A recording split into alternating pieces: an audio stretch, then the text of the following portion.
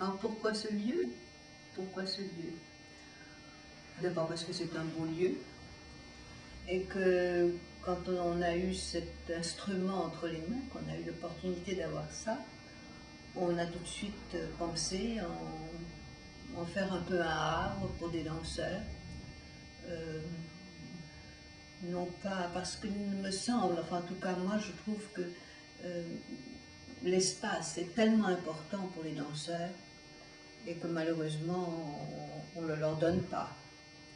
Et travailler dans une grande ville avec un petit sac au dos et aller dans un studio pendant 1 heure ou 2 heures, payer très cher pour ça, puis vite partir et penser dans sa chambre à ce qu'on pourrait faire ou dans le métro, c'est quand même une situation difficile.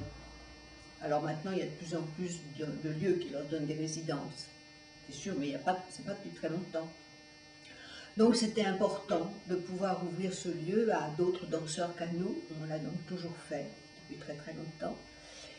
Et en plus, je pense que c'est important également les rencontres, les échanges, non seulement le travail corporel qui peut être fait de 1000 façons différentes, mais aussi d'avoir un moment de tranquillité, ne pas être forcé par l'horaire, de pouvoir vraiment parler de son métier, de la danse, avoir des documents, enfin, etc. Tout ce qu'on essaye de mettre avec nos propres moyens à leur disposition.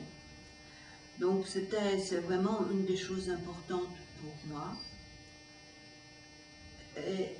D'autant qu'il me semble que, en plus, je pense que les danseurs ont besoin actuellement de se retrouver pour peut-être reformuler, ressentir, avoir le temps de penser qu'est-ce que c'est que leur danse, pourquoi, d'où est-ce qu'elle vient, où est-ce qu'elle va, et pas forcément axé sur la danse, ça peut être, on peut penser à ça en étant axé sur d'autres choses.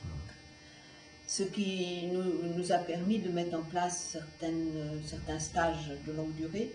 Moi, j'ai mis un stage de longue durée en place, qui est un stage supérieur, de formation supérieure sur le rythme, parce que le rythme est pour moi un des essentiels de l'art, de la vie bien sûr, mais donc de l'art, et que, en définitive,